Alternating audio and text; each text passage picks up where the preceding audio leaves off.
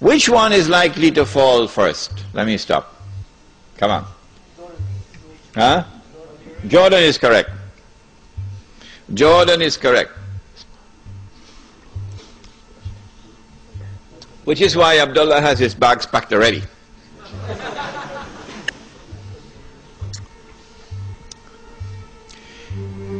The reason why Jordan is the first to fall, likely to fall, is because more than half of the population of Jordan is Palestinian.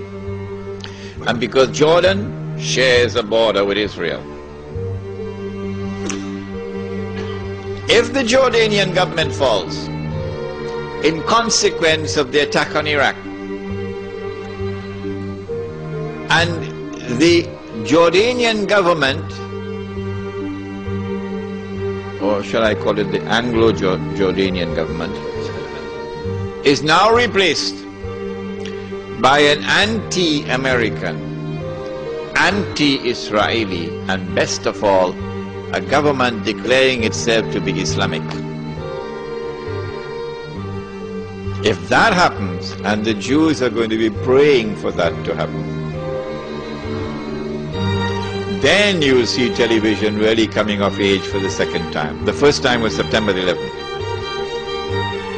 Television will now get to work around the world, CNN leading the pack, and the media around the world will now be used to portray an impending scenario in which, like the domino effect, governments around the world of Islam, they will claim, are now going to fall.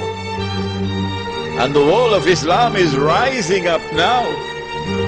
And one-eyed Muslims, of course, are going to believe it.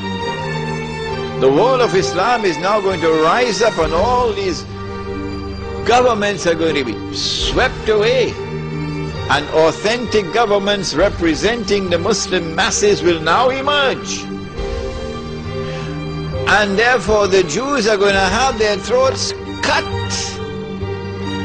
This is going to be the most dangerous moment in the entire life of the world of Jews. The media will portray it. If we don't do something, we will all be slaughtered by these Muslim fanatics. Yeah? I tell you, this will be drama worthy of Hollywood when it comes. Huh? They must be hating me now for revealing their secrets. It is in this scenario that Israel will say, we have to do something. If we just sit here and do nothing, the state of Israel will be destroyed and the Jews will all be slaughtered. What can we do? They call it a preemptive strike. A preemptive strike. But it won't be a preemptive strike. It will be the most dazzling display of the magnificent application of state-of-the-art military technology that will leave even Uncle Sam in the backyard. A war like Uncle Sam has never seen and could never wage. That is what Israel is going to wage. Do they have the technology? I believe they have technology that even Uncle Sam doesn't have. It will be a lightning strike. Israel has to put on this magnificent display of military power and state-of-the-art technology beyond anything else that the world has ever known, in order for Israel to impress upon mankind the validity of its credentials that is now going to become the new ruling state in the world.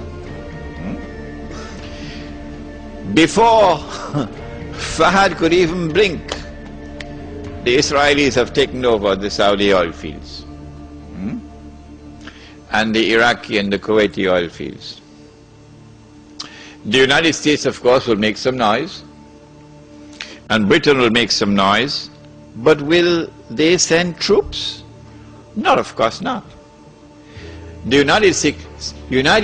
Nations Security Council is now going to be used by the rest of the world, particularly Uncle Europe, yeah, and Uncle Japan, and the rest of the world. They will take the United Nations and seek to use the United Nations now to do something about this. Collective action to force Israel to withdraw. Because if Israel does not withdraw, Europe is going to be choked, Japan is going to be choked. And as the United Nations is now being used for the first time in its history, an attempt is being made to use the United Nations effectively by the rest of the world, I anticipate that the United States Congress, the Senate, and the House of Representatives will now pass resolutions forcing the US government to withdraw from the United Nations. And as soon as the United States withdraws from the United Nations can no longer sit down in New York, pack up and move. So in the same way that the League of Nations collapsed, the United Nations now collapses. The United Nations cannot be relocated anywhere else. No. Because the United States is the ruling state in the world. The League of Nations collapsed because the United States was not in the League of Nations. That's why the League of Nations collapsed. And so the United Nations cannot be relocated anywhere. No, it can't take it to Geneva. It's not going to work. And so Israel gets to hold on to the fruits of a naked aggression. And Israel takes control of the oil of the Middle East. It may be that it will be that moment when the US dollar collapses, but more of this in my lecture on Islam and the international monetary system, and you will be amazed. We say we follow the Quran, but we lie. We lie. We say that we follow Muhammad alayhi salatu wasalam, but we lie.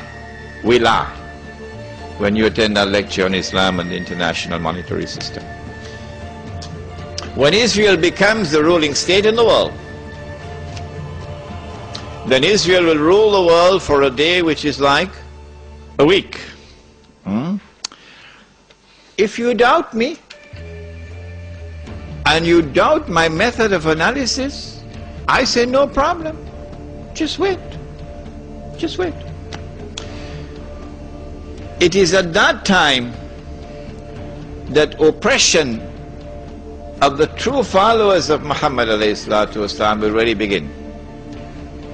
The part-time Muslims, of course, will be attacked now and then for purposes of psychological intimidation. So they put their tail between their legs and go back home and watch TV.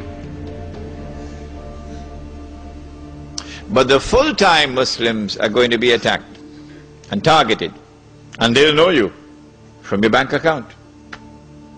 That's all. Your bank account will tell them everything they want to tell. The Prophet said alayhi salatu wasalam about this oppression, that a man would pass by a grave and roll on the grave and say, I wish I were in the grave rather than the dead man. Not because of religious reasons, but because of biting, relentless oppression. So if you are comfortable in Sydney and you think that things are going to continue as it is and you'll get away from the storm, the war on Islam that's going on now, and yet you can remain as a good Muslim, you're living in dreamland.